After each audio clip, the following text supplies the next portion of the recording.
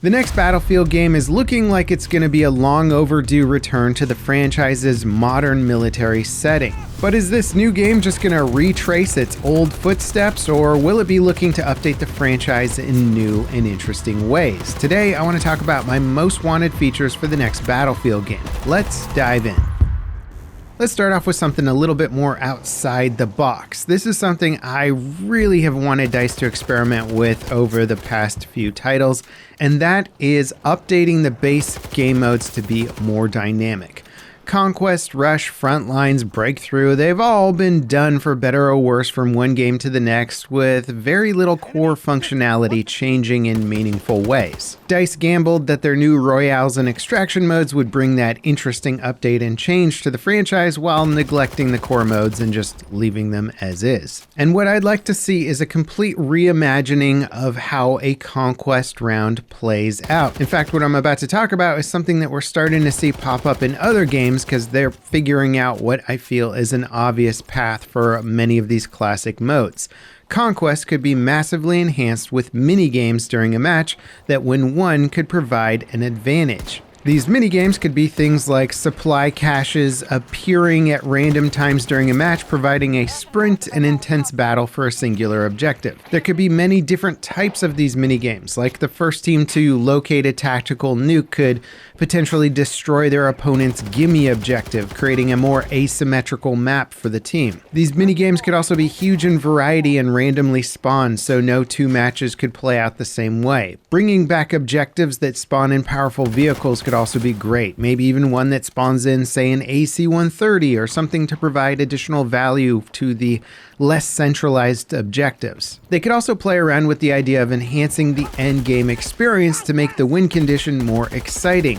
Sudden death endgame conditions could be really cool. Maybe vehicles stop spawning, maybe players are unable to respawn, and all of a sudden the combat gets centralized around one or two objectives, making things really crazy and wild at the end of a round. There's all kinds of things that they could play with here, and it's less about me wanting them to do something super specific and rather just playing with a whole bunch of new ways of innovating these classic modes. Now, past Battlefield games have played with the idea of a player commander for each team that had access to specific abilities that would give your team an advantage. And this role varied throughout each implementation over different games in the franchise, and it certainly earned some fans of the mechanic, but it also had many flaws of being overly simplistic and also putting a team at a huge disadvantage if you just didn't have a commander or your commander wasn't doing their job. And I still like the idea of a commander, but I was thinking that an AI commander could solve a lot of problems and make things pretty interesting for each team. An AI commander could do things like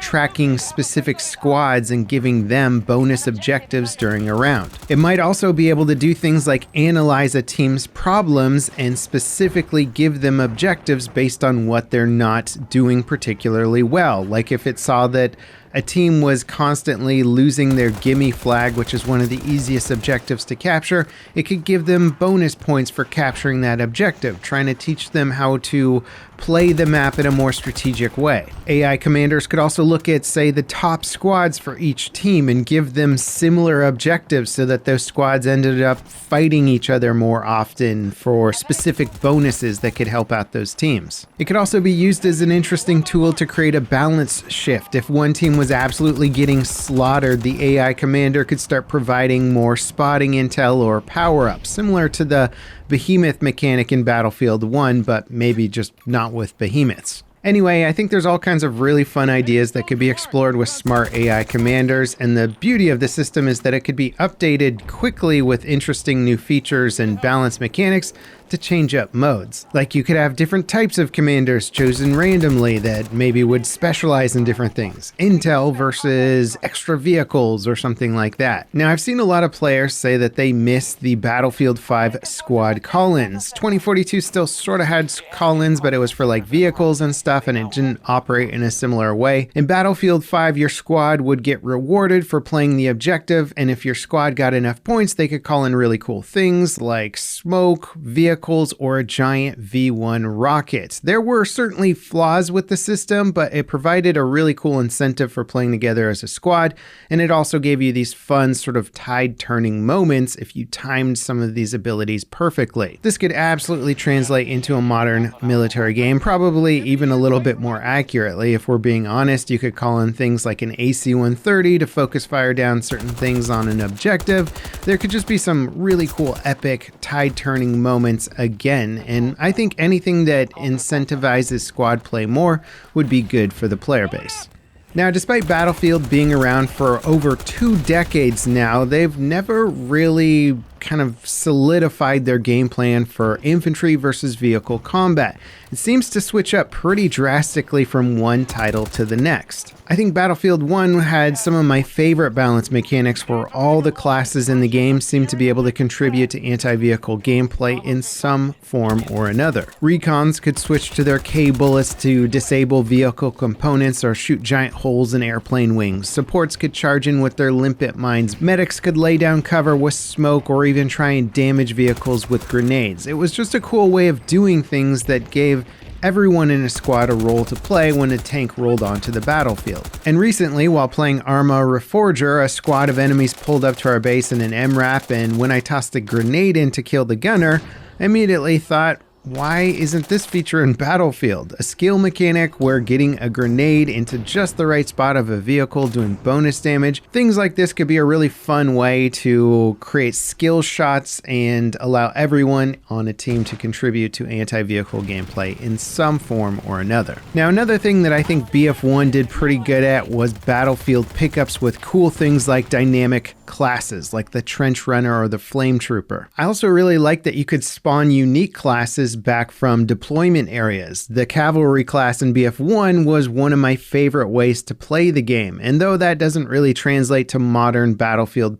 exactly, because I don't think you'd want to see guys riding around on horses, they could certainly find some interesting way to create bespoke classes. Another feature that's becoming much more common in these types of games that Battlefield has really slept on is proximity chat. It's become the highlight of games like BattleBit and Arma Reforger. It's super simple. Most players have microphones now. It's a very intuitive, easy way to coordinate, share information, make friends, and just have extra fun. It's kind of a shock to me that this hasn't become a staple of the franchise. Obviously, there's some complications and concerns with it, like too much profanity or annoying players, but the games that do it really well give you quick mute commands so that you can almost immediately turn off an annoying player's voice chat if they're just ruining the experience for you without having to go into a menu or something like that. Another feature that's been used sparingly throughout Battlefield is the ability to vote on maps. I personally like the setup where at the end of a round it gives you the choice between 2 maps. It seems to be a good way of forcing some map variety, but also giving the players a little bit of agency over what they're going to get next. Plus, the franchise has always had problems with me installing a day 1 patch to play the new map and content, only for that content to rarely come up in rotation. Map voting and even a special slot for the new featured maps would go a long way just to making DLC and new content flow much better.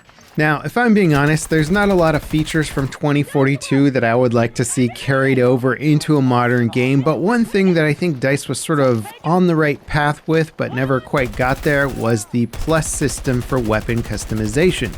The ability to swap out components on your gun in the middle of a firefight or on the battlefield. It was a bit unrealistic, and the amount of options I think were the main problem with it, where they're like letting you swap out all these different kinds of barrel attachments and optics and ammo, and you're like, that's too many changes and too much for me to think about in the middle of a firefight.